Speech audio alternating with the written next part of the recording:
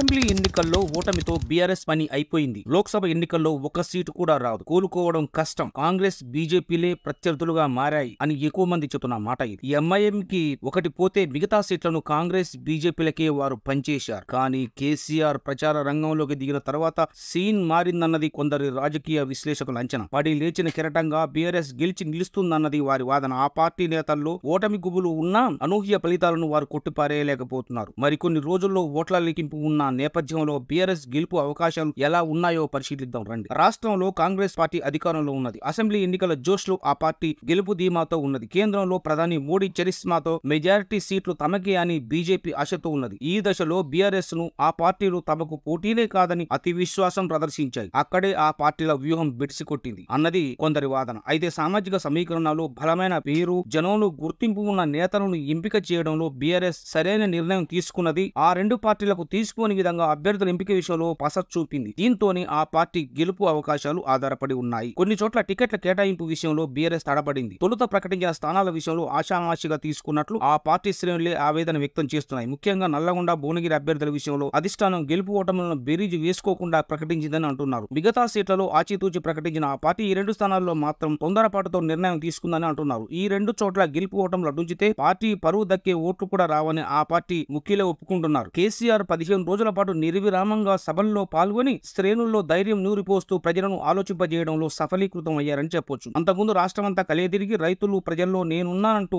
భరోసా కల్పించారు. కేంద్ర రాష్ట్ర ప్రభుత్వాల వైఫల్యాలను ఎండగట్టడంలో సక్సెస్ అయ్యారు. ఈ నేపథ్యంలో కాంగ్రెస్ బీజేపీలే అనుకుంటున్న ఆ కొందరికి బీఆర్ఎస్ గట్టి పోటీ ఉన్నదనే విషయాన్ని చూపించారు. అభ్యర్థులు, కేసీఆర్ చరిస్మా, నిర్మాణాత్మకమైన కేడర్ అన్ని కలిసి ఆశాజనకమైన స్థానాల్లో గెలుపు ఆశలు చిగిరించాయని చెబుతున్నారు. ఇక్కడ ఇంకో విషయం చెప్పుకోవాలి. గత అసెంబ్లీ ఎన్నికల్లో ప్రభుత్వం అంటే ముఖ్యంగా బీఆర్ఎస్ వ్యతిరేక ఓట్లు సాలిడ్ గా కాంగ్రెస్ కు పడ్డాయి. అక్కడక్కడ కొన్ని బీజేపీకి కూడా పడ్డాయి. అయితే ఈ 5 నెలల కాలంలో రాష్ట్రంలోని అధికార కాంగ్రెస్ కొంత వ్యతిరేకతను మూటగట్టుకున్నది. సాగునీరు, తాగునీరు, కరెంటు, ధాన్యం కొనుగోలు విషయంలో గత ప్రభుత్వమే నయం అని కొన్ని వర్గాల ప్రజలు భావించారనేది కొందరు విశ్లేషకుల భావన. దీంతో గత ఎన్నికల్లో బీఆర్ఎస్ ను వ్యతిరేకించిన కొన్ని వర్గాల ఓట్లు మళ్లీ బీఆర్ఎస్ వైపు మళ్ళాయి అన్నది వారి వాదన. ఆనాడు బీఆర్ఎస్ ను వ్యతిరేకించి కాంగ్రెస్ కు పడిన పెద్ద మొత్తం ఓట్లలో ఈసారి రాష్ట్ర వ్యాప్తంగా బీజేపీ వైపు మళ్ళాయి అని వారు చెబుతున్నారు. అసెంబ్లీ ఎన్నికల్లో బీఆర్ఎస్ ను వ్యతిరేకించిన ఓట్లను అటు కాంగ్రెస్, బీజేపీ పంచుకున్నాయన్నమాట. దీంతో గతంలో పడ్డ ఓట్ల కంటే ఈసారి కాంగ్రెస్ కు తగ్గుతాయని చెప్తున్నారు. అదేవిధంగా గత ఎన్నికల్లో డిపాజిట్లు కూడా రాని చోట్ల ఈసారి